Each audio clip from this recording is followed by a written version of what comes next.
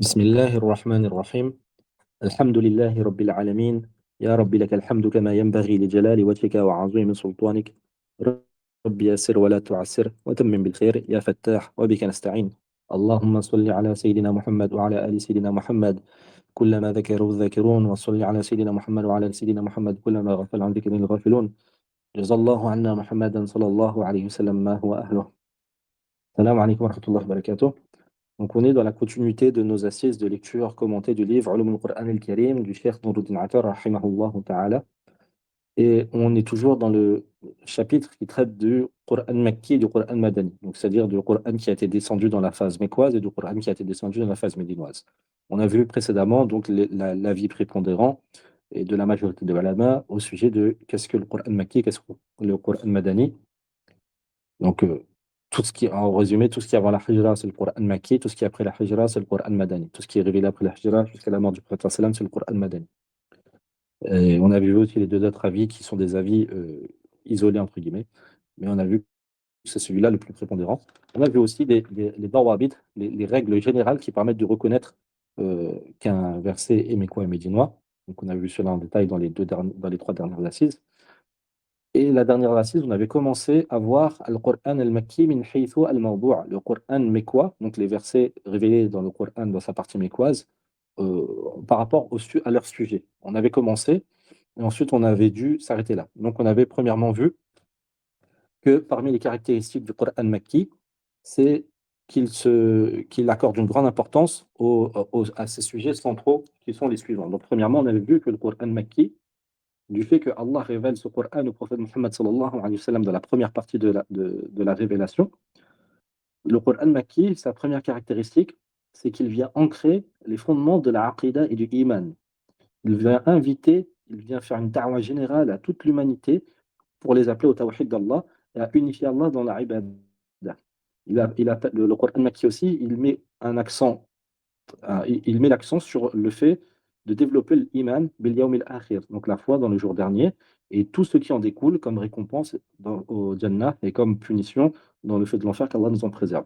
Il vient également ancrer la risala du prophète Mohammed sallallahu alayhi wa sallam et la foi dans le malaïka. Donc c'est vraiment les arkanul iman. Le Coran Makki vient ancrer dans le cœur arkanul iman et la shahada. Et donc on avait vu un exemple de cela dans un verset de Surat al-Qasas.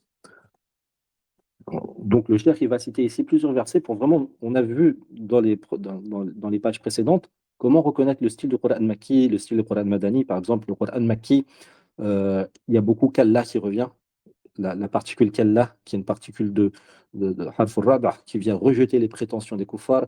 Donc on a vu que le Qur'an Makki, c'est un Qur'an entre guillemets combatif, qui va à l'assaut des croyances de Kufr, etc. C'est-à-dire que le Qur'an Madani, dans son style, il prend plus de temps, même dans ses sonorités. Le Qur'an Makki, dans sa sonorité, il est très. euh, les sonorités du Qur'an Makki sont très, on va dire, vivantes. Il y a beaucoup de mad, il y a beaucoup de qalqala, il y a beaucoup de sonorités subhanallah, si on regarde vraiment on va pas dire la musicalité, mais la sonorité du Qur'an Makki, des coups qui sont portés au Kufr. Kalla, inna ma'iya rabbi sayyid. À chaque fois, quand on va analyser les versets mécois, on verra qu'il y a un style particulier. Et là, le cheikh va nous détailler ce style. Et c'est à travers le sujet du Coran Makki. Donc, on a vu dans la sourate Al-Qasas, qui est une sourate Makkiya. Et dans cette sourate, il y a une da'wa qui est faite au usul al-iman, au fondement de la foi. Donc, on avait vu ce verset la dernière fois, on va le redire pour la baraka. Donc, Allah nous dit wa rabbuka ya'lamu ma tukinnu suduruhum wa ma yu'linun. Et ton Seigneur sait ce que renferme leur poitrine et ce qu'ils disent ouvertement. Wa huwa Allahu la ilaha illa hu. Et c'est lui, Allah. On voit l'emphase qui est mise dans les sourates mécoises sur le tawhid d'Allah. C'est lui, Allah, la ilaha illa hu. Il n'y a pas de divinité digne d'être adorée que lui. Lahu al-hamd. Donc là, il y a un takhsis. À lui, uniquement lui revient al-hamd, la louange. Fil ula wal akhira, au début à la fin. Wa lahu al-hukmu. Et c'est à lui que revient le jugement. Wa ilayhi turja'un. C'est vers lui que vous retournerez. Qul ara'aytum in ja'ala Allahu alaykum al-layla sarmadan ila yawm al-qiyamah. Ensuite, Allah dit au prophète Mohammed sallallahu alayhi wa sallam, il ordonne au prophète Mohammed sallallahu alayhi wa sallam de dire, dis, ne voyez-vous pas si Allah il étendrait éternellement sur vous la nuit, il a yawm al-qiyamah, jusqu'au jour du jugement, de la résurrection, Man ilahun ghayrullah ya'tikum bidu'a. Quelle autre divinité, quel autre qu'Allah vous amènerait la lumière? Afala tasma'un. N'entendez-vous pas? Qul, dis ô Muhammad, ara'aytum in ja'ala Allahu alaykum an-nahara saradan ila yawm al-qiyamah. Dis ô Muhammad, ne voyez-vous pas, si Allah étendrait sur vous le jour jusqu'au jour de la résurrection, quelle autre divinité, autre qu'Allah, vous apporterait la nuit? Ya'tikum bilaylin taskununa fih, vous apporterait la nuit dans laquelle vous vous reposeriez. Afala tubsirun, ne voyez-vous pas? Wa min rahmatihi ja'ala lakum al-layla wan-nahara litaskunu fihi wa litabtaghu min fadlihi wa la'allakum tashkurun. Ensuite, Allah, après avoir fait appel à la réflexion des kuffars sur les signes qui les entourent pour les amener à reconnaître le tawhid d'Allah, Allah vient conclure en leur rappelant son bienfait sur eux à travers ces signes universels, en disant: et fait partie de sa rahma, de sa miséricorde, qu'il a fait pour vous la nuit et le jour, afin que vous vous y reposiez et que vous recherchez dans celui-ci, c'est-à-dire dans le jour cette fois-ci, votre subsistance, vous recherchez sa grâce, wa la'allakum tashkurun, et afin que vous lui faites preuve de reconnaissance. On va aussi dans le verset de la sourate Ibrahim. Donc on s'était arrêté là lors de notre dernière assise. L'analyse du verset de sourate Ibrahim, où Allah dit: فَلَا تَحْسَبَنَّ اللَّهَ مُخْلِفَ وَعْدِهِ رُسُلَهُ. Et ne pensez pas que Allah va manquer la promesse qu'il a faite à ses messagers. Inna Allah azizun dhu intiqam. Et certes, Allah est le Tout-Puissant, celui qui possède la vengeance suprême. Donc on voit ici que ce verset il est révélé à un moment, donc c'est un verset mais quoi? Là, c'est le verset mais quoi? Ce verset il est révélé au prophète Mohammed sallallahu alayhi wa sallam dans une période catastrophique, dans le sens où ses compagnons sont torturés. Et il a perdu plusieurs de ses proches. La persécution des Mécois, des Quraysh, est à son apogée. Et Allah, il vient rappeler au prophète sallallahu alayhi wa sallam, ainsi que croyant, sa grandeur et le fait qu'il est tout puissant et qu'il est capable, il est capable de retourner la situation. C'est un verset qui est quoi? Et quelques temps après vient la Hijra, et vient les Ghazawat du prophète sallallahu alayhi wa sallam, et vient les victoires. Et c'est un verset qui résonne encore plus à notre époque. Nous, à travers les guerres qu'on a en ce moment, et il y a beaucoup à méditer sur. On est dans une phase similaire à la phase mécoise. Bien sûr, le din il est complété, les ahkams sont complétés, mais on vit une phase similaire à la révélation, à la phase de révélation à Mecca. Et ces versets mécois doivent encore plus de résonner pour nous. Donc Allah nous dit: et ne pensez pas que Allah va manquer la promesse qu'il a faite à ses messagers. Et certes, Allah est tout puissant et c'est lui qui possède la vengeance suprême. يوم تبدل الأرض غير الأرض والسماوات وبرزوا لله الواحد القهار. Le jour, Allah, après avoir rappelé qu'il est celui qui possède la vengeance suprême, il va détailler le jour dans lequel cette vengeance va se manifester. يوم تبدل الأرض, le jour où la terre sera changée en une autre terre ainsi que les cieux changés en d'autres cieux, c'est-à-dire le jour de Qiyamah. وبرزوا لله الواحد القهار, et que tout le monde apparaîtra devant Allah, Al-Wahid, l'unique, Al-Qahhar, le dominateur. Et qu'est-ce qui se passera ce jour-là? وَتَرَى الْمُجْرِمِينَ يَوْمَئِذٍ مُقَرَّنِينَ فِي الْأَصْفَادِ. Et tu verras ce jour-là les criminels. Donc ça, c'est un tasliya pour le prophète Mohammed sallallahu alayhi wa sallam. Et c'est un tasliya pour nous aussi à notre époque qui voyons les criminels et qui ne pouvons rien faire. وَتَرَى الْمُجْرِمِينَ يَوْمَئِذٍ. Et tu verras ce jour-là les criminels. مُقَرَّنِينَ فِي الْأَصْفَادِ. Ils seront enchaînés. سَرَابِيلُهُم مِّن قَطِرَانٍ وَتَغْشَى وُجُوهَهُمُ النَّارُ. Ils auront des vêtements de goudron incandescent, وَتَغْشَى وُجُوهَهُمُ النَّارُ, et leur visage sera recouvert de feu. لِيَجْزِيَ اللَّهُ كُلَّ نَفْسٍ مَا كَسَبَتْ. Et cela afin que Allah récompense chaque âme en fonction de ce qu'elle a acquis, comme action. Inna Allah sari'ul hisab. Et certes, Allah est prompt dans les comptes. هَذَا بَلَاغٌ لِلنَّاسِ. Ceci est le message qui est donné aux gens.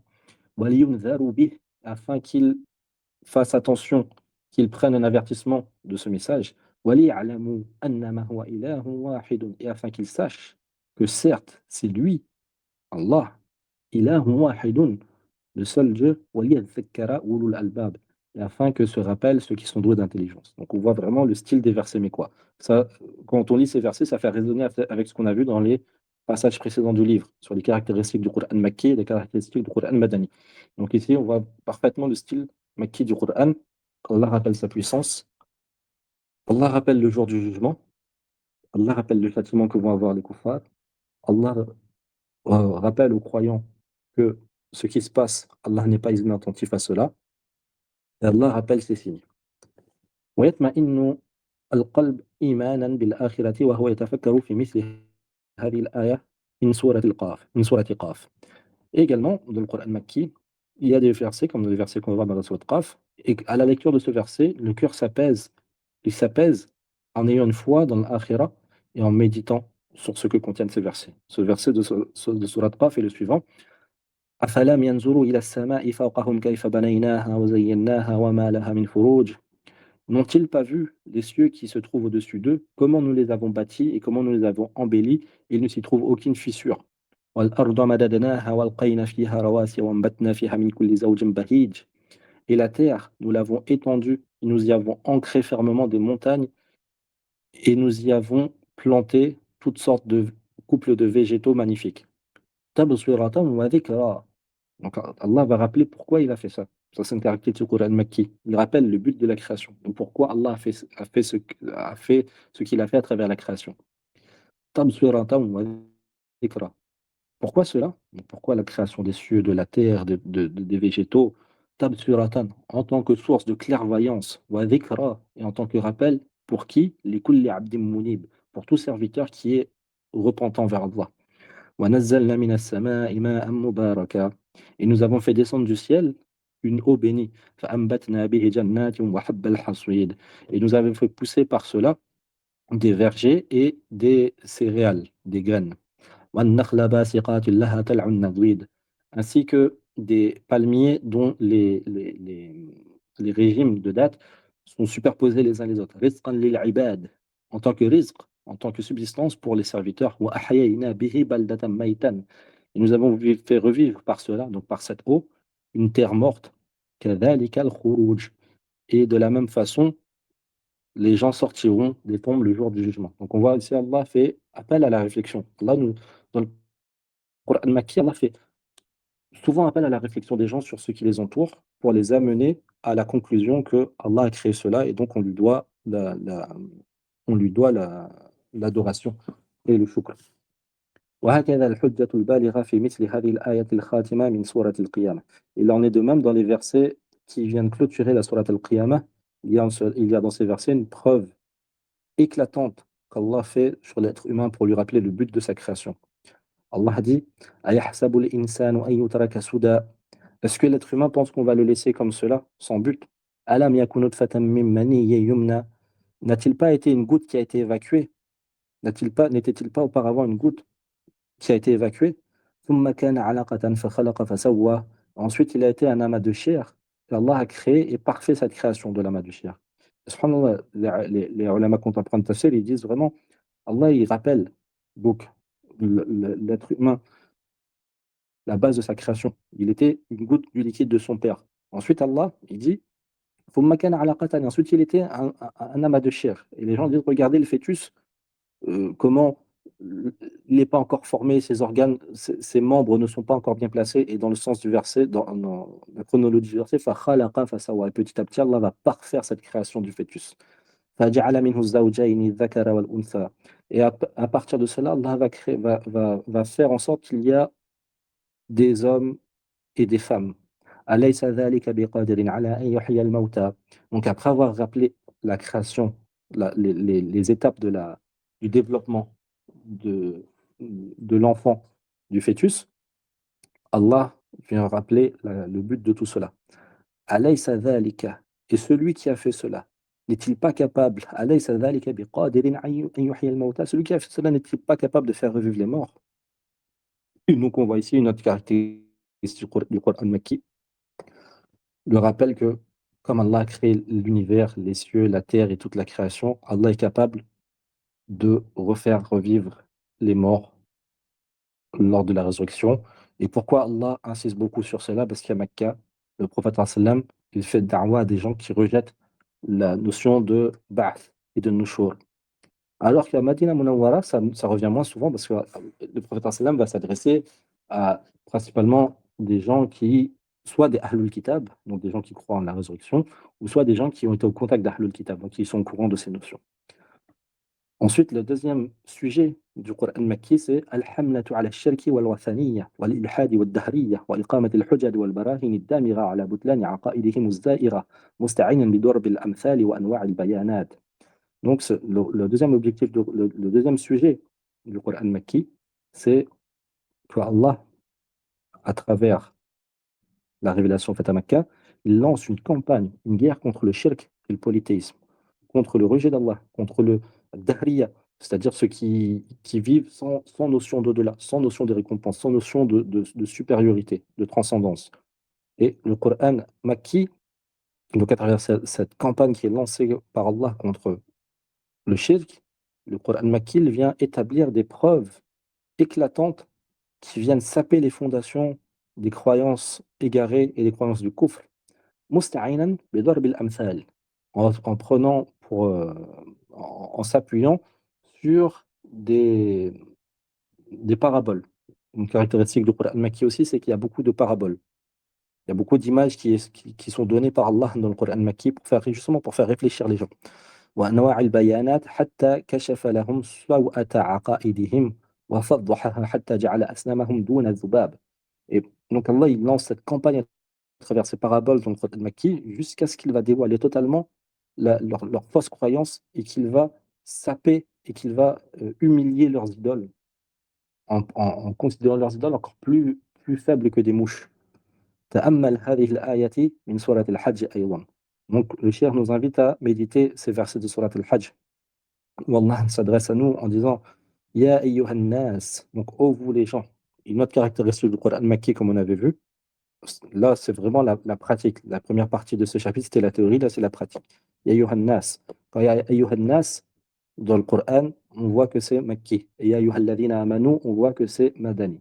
On a vu les deux exceptions, Surat al-Baqarah et Surat Ali Imran, ou An-Nisa.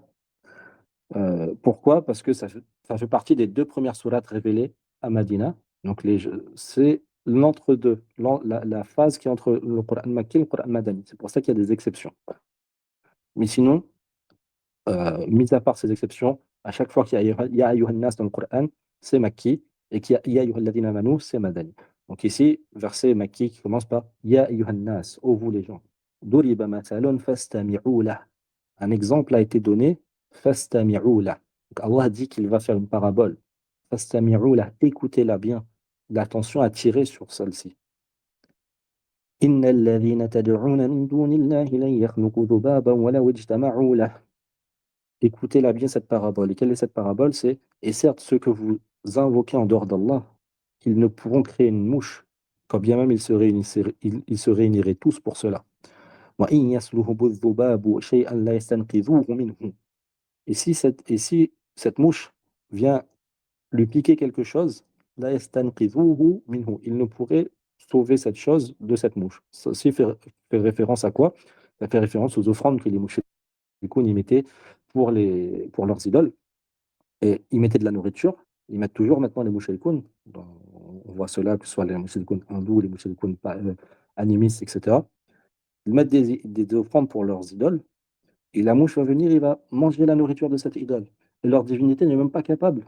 La divinité qu'ils prétendent toute puissante n'est pas capable de se défendre de cette mouche. Elle n'est pas capable de reprendre ce qui était son dû, donc cette offrande, de reprendre cela à la mouche. Subhanallah. ضعف الطالب والمطلوب. Allah dit autant celui qui demande que celui à qui est adressée la demande sont incapables. Ils sont faibles, ils n'ont aucune puissance. وما قدر الله حق قدره.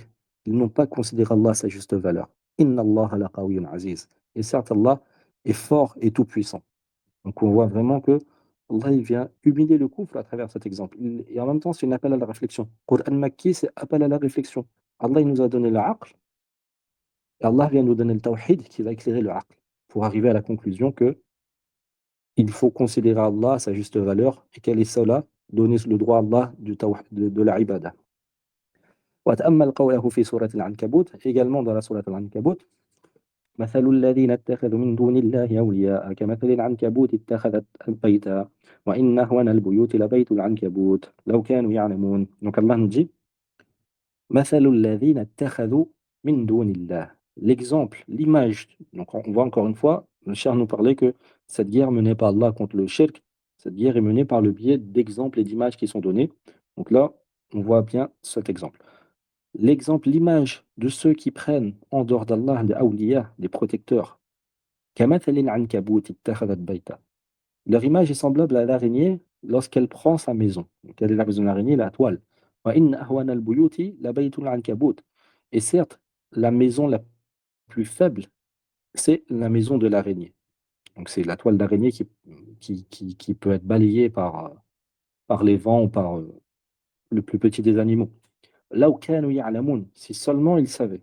Donc Allah compare ceux qui prennent des awliya, des protecteurs en dehors d'Allah, à l'araignée et à la faiblesse de sa toile. ولما كان التقليد منبعا خطيرا من منابع الضلال واحتج المشركون بما وجدوا عليه آباءهم عني القرآن بتوسيع آفاق العقل والفكر وأمر بالتفكر وحض على النظر والتعقل. Ensuite, ça amène à un autre sujet, c'est du fait que le taqlid ici dans son sens premier du terme, pas dans son sens fiqhi, dans son sens premier du terme, le suivi aveugle, c'est une source parmi les sources les plus dangereuses de l'égarement. Et les mushrikoun, Allah nous cite les propos des mushrikoun dans le Coran. Les mushrikoun, les polythéistes, les kuffars, ils ont de tout temps argumenté par le taqlid. On a suivi nos ancêtres et nos pères. Et donc le Coran, il prend en compte cet argument. Et le Coran, il accorde un intérêt à agrandir le champ de la réflexion et de l'esprit des gens. Le Coran, il ne vient pas fermer l'esprit, il ouvre l'esprit et il appelle à la réflexion, il leur donne même de méditer et il incite à analyser et à utiliser son intellect. وَسَفَّهَ أَحْلَامَهُمْ وَأَحْلَامَ آبَائَهُمْ. Et par cela, il vient démolir leurs prétentions et la prétention de leurs ancêtres. حتى جعل التقليد الأعمى للآباء عارا وشنارا. Au point où le Coran il vient considérer que le taqlid, le suivi aveugle des ancêtres, comme quelque chose de vil, comme une honte. يعتبر به المعتبر فضلا عن تقليد الأعداء فيما يبتكرونه في الفكر من الأزياء. قال الله تعالى: وإذا قيل لهم اتبعوا ما أنزل الله قالوا بل نتبع ما وجدنا عليه آباءنا أولو كان الشيطان يدعوهم إلى عذاب السعير. Donc, un exemple de cela, Allah il vient blâmer le suivi aveugle des mushrikoun, c'est le verset suivant de Surat Luqman, où Allah dit: Et lorsqu'il leur est dit, suivez ce qu'Allah a révélé, قالوا, ils disent, بل نتبع ما وجدنا عليه آباءنا. Plutôt, nous suivons ce sur quoi nous avons trouvé nos ancêtres, nos pères. أولو كان الشيطان يدعوهم إلى عذاب السعير. Alors que quand bien même le shaitan les a appelés, eux et leurs pères, les a invités vers le châtiment de la fournaise incandescente. وقال تعالى. Et également dans le verset qu'on va voir de Surat Zukhruf, Allah dit: بل قالوا إنا وجدنا آباءنا على أمة وإنا على آثارهم مهتدون. Donc Allah cite les mushrikoun encore une fois. Et ils disent, بل قالوا, ils disent plutôt, إنا وجدنا آباءنا. Et certes, nous avons trouvé nos pères, nous avons trouvé nos ancêtres على أمة, sur une religion, وإنا على آثارهم مهتدون. Et nous ne faisons que suivre leur voie, que suivre leur guidée. وكذلك ما أرسلنا من قبلك في قرية من نذير إلا قال مترفوها إن وجدنا آباءنا على أمة وإن على آثارهم مقتدون. Ensuite, Allah vient s'adresser au prophète Mohammed sallallahu alayhi wa sallam, il dit: وكذلك ما أرسلنا من قبلك. Et de la même façon, nous n'avons pas envoyé avant toi sur une cité, donc nous n'avons pas envoyé un messager à une cité, nous n'avons pas envoyé un avertisseur, sans que les gens aisés de cette cité, parce que les corrupteurs, c'est la plupart du temps les gens aisés et les classes supérieures, sans que les gens aisés de cette cité ne disent: Inna wajadna aba'ana, certes nous avons trouvé nos ancêtres, nos pères, sur une umma, ici umma dans le sens religion, wa inna ala atharihim muqtadun, et nous ne faisons que suivre leurs traces. Qala, et Allah ordonne au prophète: Qala awalaw ji'tukum bi ahda mimma wajadtum alayhi aba'akum, dit.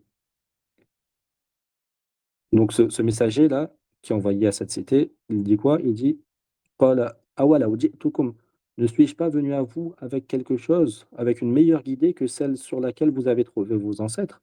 قالوا. Qu'est-ce que ces gens aisés répondront? Ils répondront Inna bima ursiltum bihi kafirun. Et nous rejetons ce avec quoi vous avez été envoyés. فانتقمنا منهم فانظر كيف كان عاقبة المكذبين. Allah termine cet exemple en rappelant la finalité de ce type de kufr.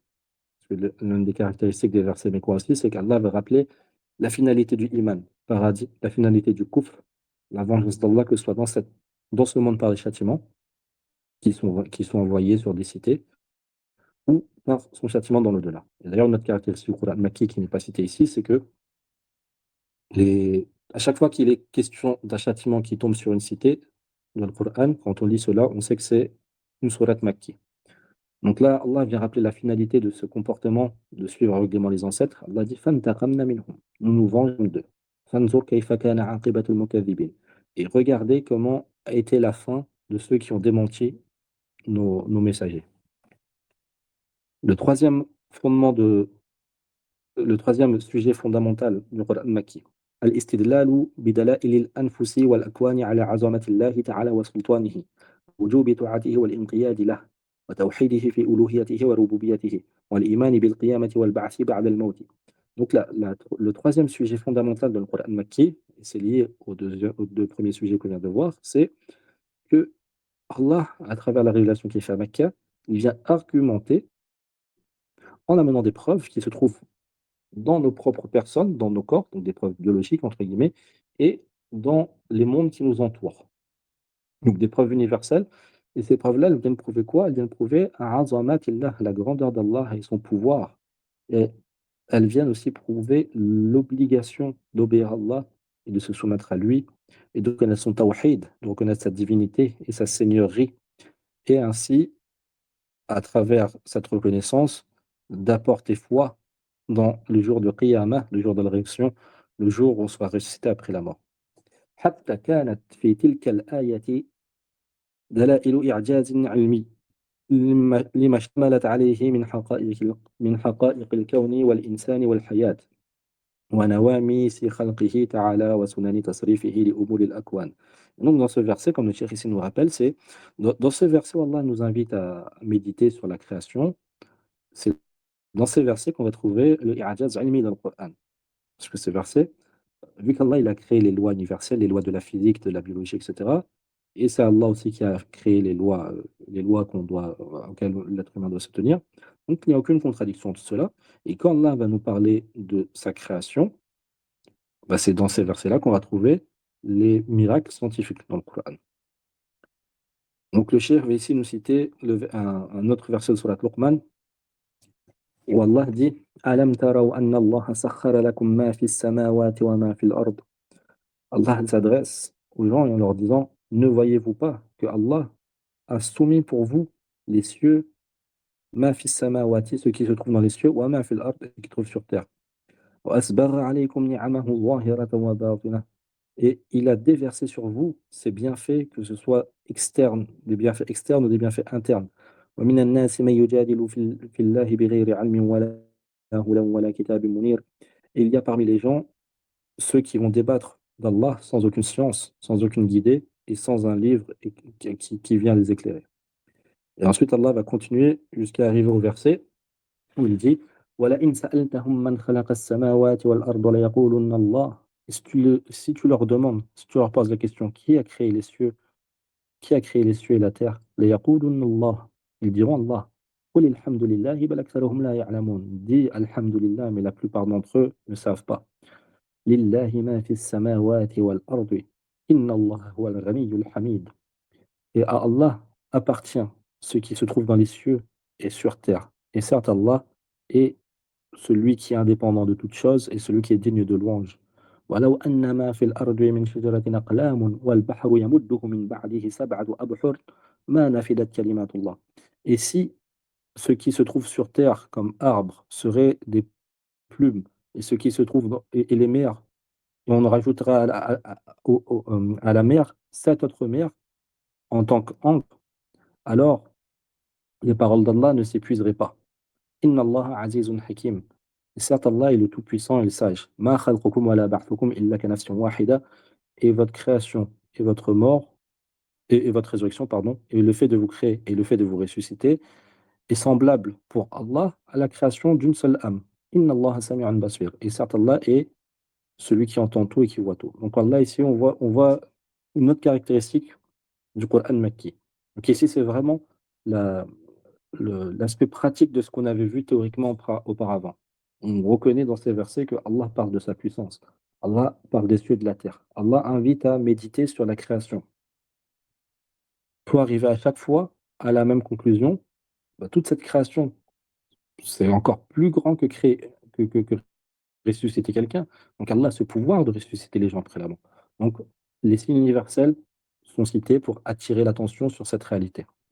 وتأمل هذه الآية من سورة الأنعام. Et également dans ce verset de سورة الأنعام, Allah a dit إن الله فالق الحب والنوى يخرج الحي من الميت ومخرج الميت من الحي ذلكم الله فأنى تؤفكون. Allah cite dans ce verset en disant, certes Allah est celui qui va fendre le noyau, le grain et le noyau. Donc le grain, de, comme le grain de céréales qui est planté dans la terre, et le noyau, comme le noyau de date. Yukhrijul hayya minal mayyiti. Il va sortir le vivant du mort, et il va sortir, wa mukhrijul mayyiti minal hayy. Il va sortir le mort du vivant. Dhalikumullahu fa anna tufakun. Ceci est Allah. Comment vous pouvez mentir à son sujet? Donc on voit vraiment notre caractéristique, Allah vient rappeler à chaque fois toute puissance. Faliqul isbahi wa ja'ala al-layla sakanan wa shamsa wal qamara husbana. C'est lui qui vient fendre l'aube. Faliqul isbah wa ja'ala al-layl. Et il fait de la nuit un repos. Wa shamsa wal qamara husbana. Il fait du soleil et de la lune husbana, un moyen de déterminer le temps. Dhalika taqdirul aziz al-alim. Ceci est la mesure de, du tout-puissant, de l'omniscient. وهو الذي جعل لكم النجوم لتهتدوا بها في ظلمات البر والبحر. Et c'est lui qui a placé pour vous les étoiles dans les cieux, afin que vous vous guidez par ceci dans l'obscurité, que ce soit sur terre ou sur mer. Donc Allah vient nous rappeler le but de sa création, les buts qadari de sa création ici. قد فصلنا الآيات لقوم يعلمون. Nous avons détaillé les versets pour un peuple, pour des gens qui savent, qui réfléchissent entre guillemets. وهو الذي أنشأكم من نفس واحدة فمستقر ومستودع. Et il vous a créé à partir d'une seule âme. فمستقر ومستودع. Ici dans les traductions ne rendent pas vraiment le droit à ce verset. Parce que mustaqar ou mustawda', ici, il va y avoir ça va faire référence à la, la, la- à ce qui va se trouver dans les reins du Père, wa mustawda'. Et ensuite, donc Allah, il parle ici de la création, dans le siyaq du verset, dans le style du verset. Et c'est lui qui vous a créé d'une seule âme. À Mustaqar. Donc cette âme, elle a été où auparavant? Elle a été dans les reins du Père. À Mustawda'. Ensuite, elle a été posée où? Elle a été posée dans l'utérus de la mère. Il y a un autre sens, il y a un autre tafsir du verset qui est donné par les ulama. Il dit fa Mustaqar wa Mustawda'. C'est-à-dire, vous avez un Mustaqar, vous avez entre guillemets, vous allez demeurer sur terre, fa Mustaqar en tant que Mustaqar, Mustawda'. Et ensuite, vous vous reposerez auprès d'Allah. Donc ça, c'est le verset qui est généralement, la façon dont le verset est généralement traduit en français. Mais le tafsir, beaucoup de mufassiroun font plutôt référence ici, en prenant en compte le siyaq, le style du verset, aux phases de la création. Donc, premièrement dans les rats du Père, ensuite dans l'utérus de la mère. قد فصلنا الآيات لقوم يفقهون. Allah a détaillé les versets pour des gens qui savent, qui réfléchissent. والذي أنزل من السماء ماء. C'est lui qui a fait descendre des cieux de l'eau. فأخرجنا به نبات كل شيء. Et nous avons fait sortir de cette eau toutes sortes de végétaux. فأخرجنا به خضرا منه خضرا. Et nous avons fait sortir de cela des végétaux. نخرج منه حبا متراكبا. Des plantes verts et des végétaux. Et sortent de cela également des grains en épis. حبا متراكبا ومن النخل. Et donc Allah ici va décrire tout type de végétaux. ومن النخل من طلعها قنوان دانية. Et il va sortir également par cette eau des palmiers, donc des dattiers, min طلعها قنوان دانية, qui auront des régimes de dattes qui sont à portée de main, prêt à être cueilli. وَجَنَّاتٍ مِّنْ أَعْنَابٍ وَزَيْتُونٍ ainsi que des vergers de vignes, d'oliviers, وَرُمَّانٍ et de rumman, subhanallah, en français, c'est les grenades, مُشْتَبِهًا وَغَيْرَ مُتَشَابِهٍ, qui se ressemblent et qui sont différents. Tout type de végétaux et d'arbres qui peuvent se ressembler et qui sont différents. انظر إلى ثمره إذا أثمر. Réfléchissez, observez ces fruits lorsqu'ils deviennent mûrs. وينعه إذ إن في ذلكم لآيات لقوم يؤمنون. Allah nous invite ici à la réflexion sur ces signes. Il nous dit ensuite إن في ذلكم لآيات لقوم يؤمنون. Il y a en cela des signes pour qui? Pour les gens qui ont l'iman. Subhanallah. On va au moins essayer de finir le prochain verset, parce qu'on ne pourra pas faire les caractéristiques du Coran Madani aujourd'hui. Donc le quatrième sujet général du Coran, parmi les grands fondements du Coran Makki, c'est i'tina al-Qur'an al-Makki bil-qisas al-anbiya'i ma'a aqwamihim. Ça, c'est vraiment un asl du Coran Makki, c'est que le Coran Makki il vient porter une grande attention sur l'histoire des prophètes précédents avec leur peuple. Pourquoi? Parce que ça vient consoler le prophète Mohammed sallallahu alayhi wa sallam. Tu n'es pas le premier. Allah, c'est comme si Allah dit au prophète Mohammed sallallahu alayhi wa sallam, oh Mohammed, tu n'es pas le premier à qui cela est arrivé. Tu n'es pas le premier que son peuple a rejeté. Tu n'es pas le premier qui a subi ces difficultés. Tu n'es pas le premier dont les sahaba, dont les disciples ont subi des persécutions. Et ça vient également en tant que rappel et en tant qu'encouragement pour les premiers musulmans. Vous n'êtes pas les premiers à qui c'est arrivé. Ça s'est passé comme ça au début pour eux, mais par la suite, Allah les a délivrés. Et en général, la plupart des histoires des prophètes sont racontées dans le Coran Makki. Le Coran Madani va parler de l'histoire de certains prophètes, particulièrement de Moussa alayhi salam. Pourquoi? Parce que euh, dans la phase mécoise, il y a les maladies qui commencent à se développer dans la Ummah. Dans la phase pardon, médinoise, il y a des maladies qui commencent à se développer dans la Ummah. Alors que dans la phase mécoise, sous la persécution, il n'y a pas encore il n'y a pas de munafiqun dans la phase mécoise. Parce que c'est facile de mécroire. Au contraire, c'est mieux dans le dunya de mécroire que de croire. Donc celui qui ne veut pas croire, il ne croit pas. Dans la phase médinoise, où il y a le tamkin, c'est là que commencent à se développer les munafiqun et les maladies de la Ummah. Et c'est là que ces maladies commencent à ressembler au Banu Israël. C'est pour ça que Allah va continuer dans le Coran médinois de nous parler de Nabi Moussa alayhi salam et de son peuple, afin qu'on prenne exemple sur Nabi Moussa alayhi salam et afin qu'on évite les écueils dans lesquels sont tombés les Banu Israël. C'est pour ça que la majorité des prophètes sont cités dans le Coran Makki, et dans le Coran Madani, il est fait écho de Nabi Moussa alayhi salam et de Nabi Isa alayhi salam, les exceptions. Donc, pourquoi le Coran Makki va parler des histoires des prophètes? Donc, on a vu pourquoi. حتى كاد ذلك أن يكون علامة تميزه. Donc, au point où c'est presque une caractéristique qui va distinguer le Coran Makki du Coran Madani, à l'exception des deux cas qu'on a vus. إذ لم يوجد قصص الأنبياء في القرآن المدني إلا في سور قليلة. Au point où il ne se trouve d'histoire des prophètes dans le Coran Madani que dans quelques sourates. كقصة موسى وقومه في سورة البقرة والمائدة, comme l'histoire de Moussa alayhi salam avec son peuple dans surat Baqara et surat Maïda, وهما مدنيتان, et ces deux sourates médinoises, وقصة عيسى وموسى عليهما السلام في سورة آل عمران والصف, et l'histoire de Isa alayhi salam et Moussa alayhi salam dans la surat Ali Imran et dans la surat As-Saf, et ces deux autres sourates qui sont médinoises. والحكمة في اعتناء القرآن المكي بقصص الأنبياء والأمم الغابرة ظاهرة جدا مما ذكرناه في حكم نزول القرآن منجمة. Et donc la hikmah, la sagesse qui se trouve derrière le fait que le Coran Makki contient les histoires des prophètes avec leur communauté, avec leur peuple, et des communautés qui ont été châtiées auparavant également.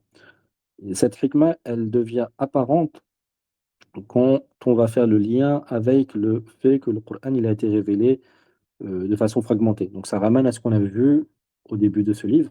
Donc parmi les sagesses du Coran fragmenté, c'est qu'Allah va révéler dans sa hikmah, il va révéler ce qui convient au bon moment. Donc, par exemple, il va révéler à Mecca l'histoire des prophètes pour donner du courage aux musulmans qui sont persécutés. وما كان لها من أثر عظيم في تثبيت النبي صلى الله عليه وسلم والمسلمين. ومواساتهم فيما كان يصيبهم. Et donc la sagesse, c'est que cela va venir réconforter les croyants, le prophète Mohammed sallallahu alayhi wa sallam, et va venir leur donner du courage dans les épreuves qu'ils traversent dans la période mécoise. Ouais. Et cela vient également donner un indar li'a'da'ihim, un avertissement à leurs ennemis. وَإِثَارَةُ الْعِبْرَةِ وَالْعِزْوَةِ بِقَصَصِ مَنْ سَبَقَهُم. Et cela vient leur donner l'exemple de la fin qu'ils vont subir s'ils continuent sur ce chemin-là. انظر على سبيل المثال القصص في سور الأعراف يونس هود وغيرها تجد فيها أبلغ المواعظ وأنفع العبر لتقرير سننه تعالى في إهلاك أهل الكفر والطغيان وانتصار أهل الإيمان والإحسان. Et donc le cheikh nous dit que, par exemple, si on va regarder dans la sourate Al-A'raf, la sourate Yunus, la sourate Hud, donc toutes ces sourates qui sont au début du Coran, quand on va analyser ces sourates-là, ainsi que d'autres, on va voir d'excellents rappels qui nous rappellent le système d'Allah, comment Allah fait fonctionner ses sunan, c'est-à-dire le kufr sera toujours récompensé par le châtiment. Le iman et la patience sera toujours récompensé tôt ou tard, soit par le Jannah dans tous les cas, ou par le tamkin en ce monde. Donc les histoires des prophètes, ça nous sert aussi à extraire ces règles générales dans la da'wa et dans la patience. On va citer au moins un verset, on va s'arrêter là. On laissera la cinquième et dernière caractéristique du Coran Makki pour la semaine prochaine. نتأمل قوله تعالى في آخر قصة موسى مع فرعون في سورة غافر. Donc le cheikh nous invite à méditer la fin de l'histoire de Moussa alayhi salam avec Pharaon dans la sourate Ghafir, qui est une sourate mécoise. Donc Allah dit ووقاه الله سيئات ما مكروا وحاق بآل فرعون سوء العذاب النار يعرضون عليها غدوا وعشيا. Donc Allah l'a préservé des méfaits, des ruses que les gens de Pharaon ont manigancé. وحاق بآل فرعون سوء العذاب. Et les gens de Pharaon ont mérité par cela le pire châtiment. النار يعرضون عليها غدوا وعشيا. Et quel est ce châtiment? C'est un feu auquel ils sont exposés jour et nuit. Et les savants nous fasseront les extraits de cela aussi. عذاب القبر. Ce qui revenait à Adab al-Qabr, il est déjà par Adab al-Qabr dans le Coran, le châtiment de la tombe. Les ulama, ils extraient de ce verset que ici, ça fait, ça évoque le châtiment de la tombe. Les gens de Pharaon, ils ont mérité le pire châtiment. Quel est ce châtiment? Un feu auquel ils sont exposés matin et soir. وَيَوْمَ تَقُومُ السَّاعَةُ. Donc, et on voit bien que ce châtiment-là, c'est pas ce qu'il y a après le jugement, c'est avant le jugement. Parce que Allah, ensuite, il parle du jugement. Il dit وَيَوْمَ تَقُومُ السَّاعَةُ. Et le jour où viendra l'heure sera établie. أَدْخِلُوا آلَ فِرْعَوْنَ أَشَدَّ الْعَذَابِ. Il sera dit, ici le taqdir, c'est il sera dit أَدْخِلُوا آلَ فِرْعَوْنَ. Faites entrer les proches de Pharaon أَشَدَّ الْعَذَابِ, dans le pire des châtiments. وَإِذْ يَتَحَاجُّونَ فِي النَّارِ فَيَقُولُ الضُّعَفَاءُ لِلَّذِينَ اسْتَكْبَرُوا.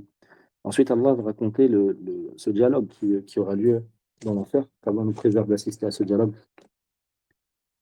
Et donc, il sera dit وَإِذْ يَتَحَاجُّونَ. Et lorsqu'ils vont se disputer entre eux, فِي النَّارِ, où ils se disputent, فِي النَّارِ, dans le feu. فَيَقُولُ الضُّعَفَاءُ. Donc les faibles, les opprimés. On a vu que, dans l'exemple précédent, en général, ceux qui rejettent les prophètes, alayhimus salatu wassalam, c'est les classes dirigeantes, les riches, les gens qui vivent dans le luxe. Et les faibles, en général, ils vont suivre, pas par rejet, mais par taqlid aveugle. Et donc, ce jour-là, dans le feu, ces deux classes vont se disputer. Donc les du'afa, les faibles, donc c'est-à-dire ceux qui n'avaient pas le pouvoir, ils vont dire à qui? Lilladhina istakbaru, à ceux qui s'étaient enflés d'orgueil. Donc c'est les classes dirigeantes. Ils leur diront Inna kunna lakum taba'an. Nous n'avions fait que vous suivre. Nous étions vos suiveurs. Hal antum mughnuna 'anna nasiban min an-nar. Donc nous vous suivons. Donc aujourd'hui, est-ce que vous allez prendre une part du châtiment que nous on a mérité parce qu'on vous a suivi? Qala alladhina istakbaru. Et donc, ces gens-là, ceux qui sont enflés d'orgueil, les dirigeants, ils diront Inna kullun fiha. C'est trop tard. Nous sommes tous ensemble dans ce châtiment. Inna Allah qad hakama bayna al-ibad. Et certes, Allah a déjà tranché entre ses serviteurs. وقال الذين في النار لخزنة جهنم. Et ceux qui se trouveront dans le feu, qu'Allah nous préserve d'être parmi ceux-là, ils diront aux gardiens de l'enfer Ud'u rabbakum. Invoquez, appelez votre Seigneur. Yukhaffif anna yawma min al-'adhab. Qu'il allège pour nous au moins un jour du châtiment. قالوا أولم تك تأتيكم رسلكم بالبينات. Et les gardiens de l'enfer, les malaïkas qui gardent l'enfer, ils diront ne vous est-il pas venu des messagers avec des preuves évidentes? قالوا بلى. Ils répondront si, ils sont venus. قالوا. Et donc les gardiens leur répondront قالوا فادعوا وما دعاء الكافرين إلا في الضلال. Invoquez donc, appelez donc comme vous voulez, car certes, la dua, l'appel du kafir, ce jour-là, sera illa fi dalal, sera en perdition. Ça ne sert plus à rien maintenant d'invoquer, c'était avant qu'il fallait le faire.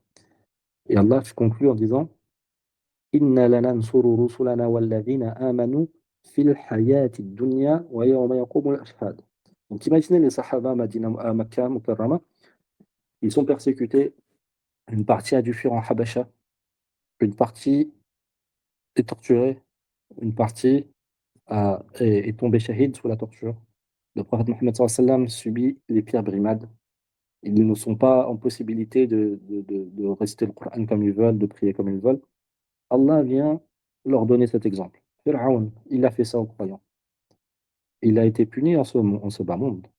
Mais Allah vient rappeler qu'est-ce qu'il va subir dans l'au-delà. Et c'est une menace pour les Quraysh. Donc ce châtiment qu'ils auront dans la tombe, ensuite dans l'au-delà. Et à Makkah aussi, il y a parmi ceux, les têtes de Quraysh, ceux qui étaient vraiment dans l'inimité absolue, il n'y avait que quelques personnes. La plupart ne faisaient que suivre. Allah vient mettre un avertissement, vient placer un avertissement pour ces gens-là, ces suiveurs. Regardez, le fait que vous êtes des suiveurs, ça ne vous sera d'aucune utilité. Ça ne va pas diminuer votre châtiment. Allah vient conclure en disant, et certes, la nam sururu sulana, et certainement, on voit ici subhanallah, le bayan du Coran, la balagha du Coran, avec tous les ta'kid qu'il y a. Inna, et certainement nous, là, ici le lam ta'kid, et certainement nous allons, avec le lam ta'kid qui vient encore appuyer encore plus, nous allons secourir nos messagers, mais pas que nos messagers. Walladhina amanu, et ceux qui ont cru, fil hayat dunya, dans la vie de ce bas monde, wa yawma yaqumul ashhad, et le jour où seront établis les témoignages. Yawma la yanfa'u adh-dhalimina ma'dhiratuhum. Ce jour-là, ce jour où les excuses des injustes ne leur seront d'aucune utilité. Wa lahumul la'na. Et ce jour-là, ils récolteront la malédiction. Wa lahum su'ud dar. Et ils auront la pire des demeures. Donc, qu'Allah nous préserve de cela. On va s'arrêter là. Il nous restera la fois prochaine pour finir les thématiques du Coran Makki, la cinquième thématique, avec l'analyse de plusieurs ayats de la Sourate al-Isra, qui prendra pas mal de temps.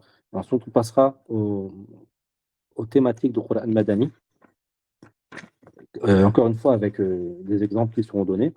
Et on conclura, Inch'Allah, ce chapitre du Makki et du Madani dans le Ulum al-Qur'an. Et comme on avait dit au début, la particularité de ce livre de Cheikh Nuruddin Attar, rahimahullah, bien que c'est un livre qui se veut introductif, c'est qu'il essaye d'introduire des fawaid tarbawiyya, donc des enseignements spirituels et des enseignements qui vont nous servir dans notre suluk ila Allah, dans notre cheminement vers Allah, tout comme dans notre da'wah. Ce n'est pas juste un livre qui se veut vraiment didactique, un livre où on va apprendre des définitions, on remplit des définitions, on va le lire, mais on ne sent pas qu'on est en train d'adorer Allah. Non, à travers, subhanallah, le chef, c'est un vrai morabi, à travers ce livre, et à travers ce livre de Ulum al-Qur'an, c'est vraiment un livre introductif, il vient nous montrer que c'est pas une matière sans vie qu'on est en train d'étudier, on est en train d'étudier la parole d'Allah. On est en train d'acquérir les outils qui vont nous permettre d'établir un ta'alluq, une relation avec la parole d'Allah. Donc c'est pour cela que le chapitre du Makki et du Madani est très détaillé dans son livre. Si on voit, ça fait presque une vingtaine de pages, si je ne me trompe pas. Alors qu'en général, le Makki et le Madani, c'est une page ou deux. Voilà, comme on a vu, c'est vraiment la définition. Makki, Madani, il y a trois avis. L'avis prépondérant, c'est que Makki, c'est tout ce qui est avant la Hijra, et Madani, c'est tout ce qui est après la Hijra. Et khalas, c'est tout. Lui vient nous expliquer donc, quelle est la définition du Makki et du Madani. Ensuite, comment reconnaître le Makki et le Madani. Ensuite, il vient nous donner des exemples pratiques où ça vient vraiment nous parler, et en même temps, où on va comprendre l'importance de connaître le Makki et le Madani pour développer notre relation avec le Coran et pour aussi savoir comment faire da'wa aux gens, comment prêcher à quelqu'un qui n'a jamais eu de message, comment prêcher à quelqu'un qui a eu un message, etc. Donc, vraiment qu'Allah récompense le cher. Il a eu un grand fait lors de l'écriture de ce chapitre. Inch'Allah, on le terminera la semaine prochaine. On va s'arrêter là. Wa sallallahu ala sayyidina Muhammad wa ala alihi wa sahbihi ajma'in. Subhana rabbika rabbil izzati amma yasifun wa salamun ala al-mursalin walhamdulillahi rabbil alamin. Et comme d'habitude, on profite de cette occasion. On se réunit autour de l'étude du Kitab Allah, donc de ce qu'il y a de plus noble sur terre, la parole d'Allah subhanahu wa ta'ala. Et donc de ces assemblées où les malaïkas descendent, dans ces assemblées, on fait aussi la salade sur le prophète Mohammed sallallahu alayhi wa sallam, en sachant qu'une salade sur lui, c'est 10 rahmas de la part d'Allah, 10 degrés en plus, 10 péchés pardonnés. On profite de cette assemblée de rahma, qui sont des endroits où les du'as sont les plus à même d'être acceptés. Donc on fait un tawassul avec cette adoration qu'on est en train de faire. On demande à Allah, à travers cette adoration qu'on fait, à travers l'amour qu'on a pour son livre, on demande à Allah par cela qu'il secoue la Ummah du prophète Mohammed sallallahu alayhi wa sallam, qu'il secoue la Ummah qui s'est unie autour de ce livre, de ce Coran. On demande à Allah qu'il permette à la Ummah d'établir le livre d'Allah sur terre, d'établir le livre d'Allah dans les cœurs, de donner la suprématie à la parole d'Allah et de rabaisser la parole de ceux qui veulent éteindre la parole d'Allah. Wa sallallahu ala sayyidina Muhammad wa ala alihi wa sahbihi ajma'in. Wassalamu alaykum wa rahmatullahi wa barakatuh. Barakallahu fikum.